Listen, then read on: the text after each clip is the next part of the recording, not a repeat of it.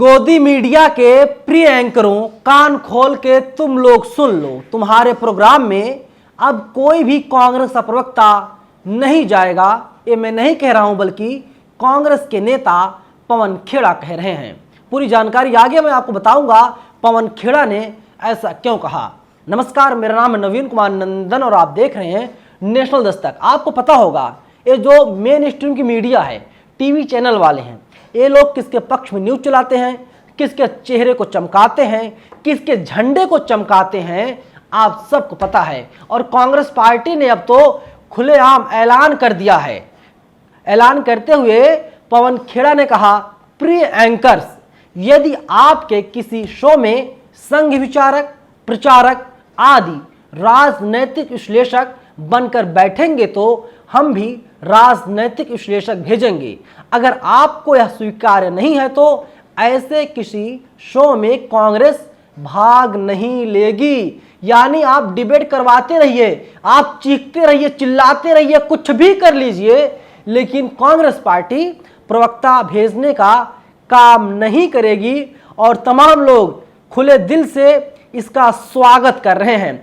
पवन यादव है, Twitter user हैं, ये लिखते हैं, एक बीजेपी का प्रवक्ता होता है, एक संघ का विचारक प्रोफेसर कह के बैठा दिया जाता है, एक बीजेपी के समर्थक को राजनीतिक विश्लेषक बना के बैठा दिया जाता है, और एंकर तो है ही बीजेपी के सबसे बड़े प्रवक्ता। एक अकेला कांग्रेस का प्रवक्ता और दूसरी और अलग अलग खाल में 4-5 संघ और बीजेपी के प्रवक्ता।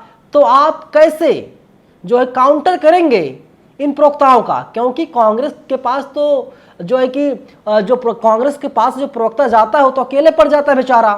और तमाम जो हैं सब लोग जानते हैं कि जो तमाम टीवी चैनल के एंकर्स हैं वे लोग अघोषित प्रवक्ता बन गए हैं। ये मैं नहीं कह रहा हूं, सोशल मीडिया पे लोग ऐसा लिखते रहते हैं और सवाल पूछते रहते हैं।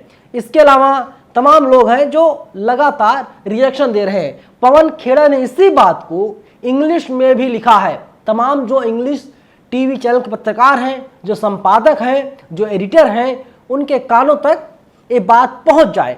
पवन खेड़ा ने अंग्रेजी में लिखा, dear anchors, for every Sanghi participating on your shows in the garb of a political analyst, we too will send a political analyst.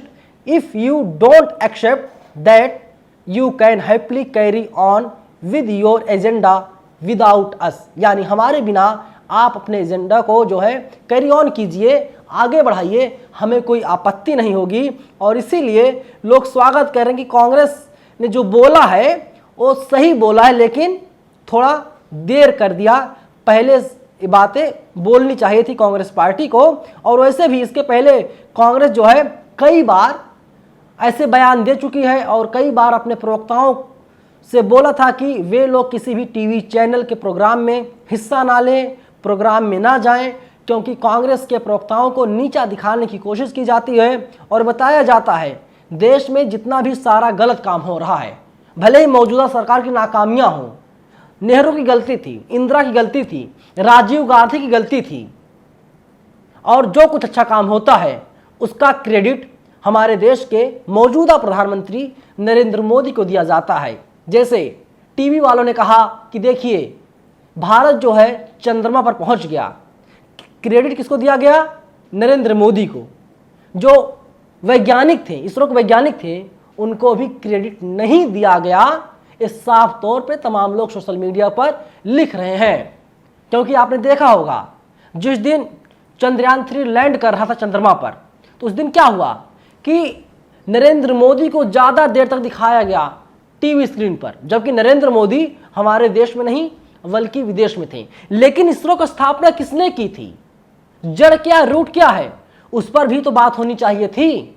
लेकिन उस पर किसी टीवी चैनल के पत्रकार ने बातचीत नहीं की और तमाम लोगों ने अलग अलग तरीके से नरेंद्र मोदी को अलग अलग शब्दों से नवाजा। खैर, उन लोगों का जो है निजी विचार है और अभिव्यक्ति की आज़ादी भी यही है। लेकिन आप सोचिए, कांग्रेस ने साफ तौर पे कह दिया कि वे अपने प्रवक्ताओं को नहीं भेजेंगे, और अगर प्रवक्ता चाहिए, प्रवक्ता के साथ ही वे लोग राजनीतिक विशेषज्ञ विश्लेषक भेजेंगे, वे लोग जाएंगे वहां पर, विश्लेषण करेंगे और कांग्रेस पार्टी के पक्ष में माहौल बनाने की कोशिश करेंगे। क्योंकि आपको पता होगा, संघ विचारक, राजनीतिक विश्लेषक, अलग से बीजेपी के प्रवक्ता हैं, यानी सब लोग जो है कि एक विचारधारा के हो गए।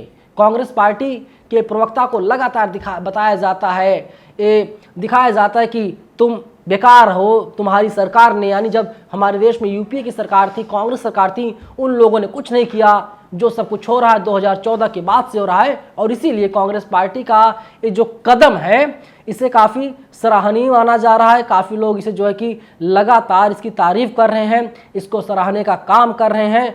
और अब जो है कि टीवी वाले क्या करेंगे, अकेले बेचारे चीखेंगे, चिल्लाएंगे, अलग ही राग अलापेंगे, क्योंकि आज तो नतीजे भी आ रहे हैं। आपने देख लिया होगा घोषे में किस तरीके से समाजवादी पार्टी के उम्मीदवार को, इंडिया अलायंस को भारी बहुमत मिलता हुआ अभी तक दिखाई दे रहा है। और भारतीय जनता पार्टी कहीं ना कहीं जो है कि निराश है, नाराज है। नाराज किससे होगी?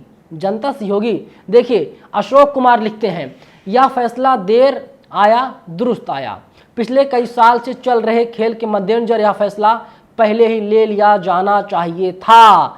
और देखिए, तो इसे ऐसे तमाम लोग हैं जो लगातार यही कह रहे हैं कि फैसला जो है पहले लिया जाना चाहिए था। वही देखिए, गरिमा है, गरिमा मेहरा ये लिखती हैं, वाकई एक दिन यह व्यक्ति राजनीतिक विश्लेषक होता है, दूसरे दिन वही व्यक्ति आरएसएस समर्थक होता है और तीसरे दिन वह भाजपा का प्रवक्ता हो जाता है। यानी अब जो अपोजिशन की पार्टियां हैं, बहुजन समाज के नेता तो जानते हैं, अखिलेश यादव हो, लालू यादव हो, तेजस्वी यादव हो, नीतीश कुमार हो, ये तमाम नेता जानते हैं कि टीवी वाले उनकी बात नहीं करते हैं, टीवी वाले उनकी खबर को नहीं दिखाते हैं।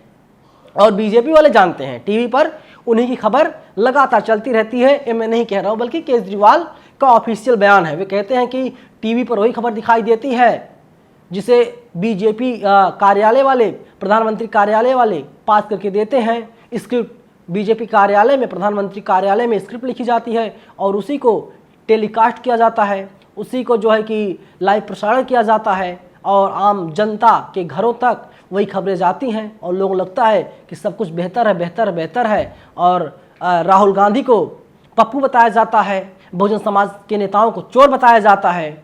चोर इसलिए बताया जाता है क्योंकि कई बार जांच की जाती है बेवजह, ईडी के, सीबीआई के, आईटी से छापेमारी करवाई जाती है, लेकिन जिसके ऊपर 7,000 करोड़ रुपए के आरोप लगते हैं, जिसके ऊपर व्यापक घोटाले के आरोप लगते हैं, चाहे मामा शिवराज सिंह चौहान हो, चाहे हेमंत शर्मा हो और तमाम बीजेपी के नेता हैं, उनके घरों पर छापेमारी नहीं की जाती। जो जब छापेमारी नहीं की जाएगी तो कैसे पता चलेगा कि वे लोग दूध के धुले हुए हैं या दूध के धुले हुए नहीं हैं? और ये लोग साफ बच जाते हैं, बहुजन समाज के नेताओं को बदनाम किया जाता है। इसीलिए तमाम बहुजन समाज के नेता अब लगातार टीवी चैनल का बहिष्कार कर रहे हैं, टीवी चैनल को पहले ही बाइकआउट कर चुके हैं।